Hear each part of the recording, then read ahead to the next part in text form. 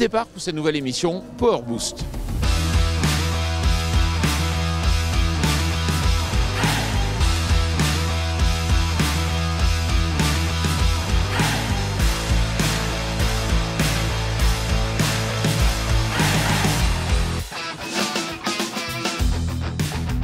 GPS est en train de faire son entrée, sa révolution. En fin de journée, c'est 1 heure de travail économisé, c'est 1 heure de main-d'œuvre, vous rentrez chez vous.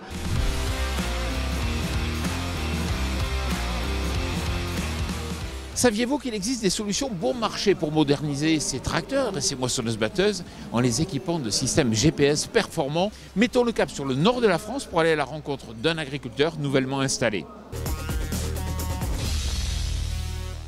Et nous vous emmenons dans le Nord, à Hergnier, à la rencontre de Ludovic Lavoine, agriculteur nouvellement installé, mais aussi entrepreneur de travaux agricoles, qui a su trouver une solution abordable pour permettre à son parc matériel d'accéder aux toutes dernières technologies d'autoguidage. Mais tout d'abord, et on sait que vous aimez ça, faisons un petit point sur son parc matériel. C'est pas compliqué, le tracteur le plus récent date de 2008 pour donner un peu un ordre d'idée.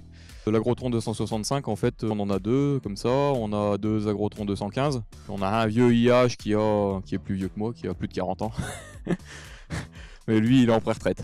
Et quand on s'installe, forcément, on n'a pas toute la latitude qu'il faut pour investir.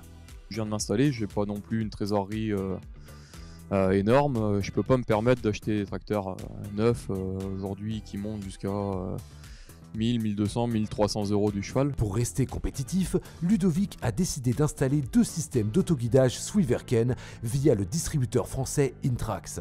On a 2 systèmes de guidage qui servent sur la ferme et sur l'entreprise pour les tâches de semis principalement. Donc derrière on a le tracteur qui sème toutes les céréales. Et on a également un 2e système de guidage sur un 165, donc lui qui effectue plutôt tout ce qui est semis de précision. Et pour Ludovic, les bénéfices sont évidents. On est moins fatigué à la fin de la journée.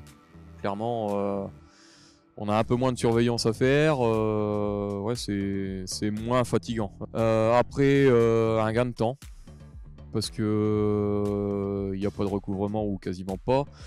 Un gain de temps également dans le sens où il y a moins de manœuvres à faire en fourrière. On peut se permettre de sauter un rang sur 3 ou 2 rangs sur 3. Disons que ça fait des manœuvres en moins. Je dirais qu'on peut miser facilement sur 10% de gain, je pense.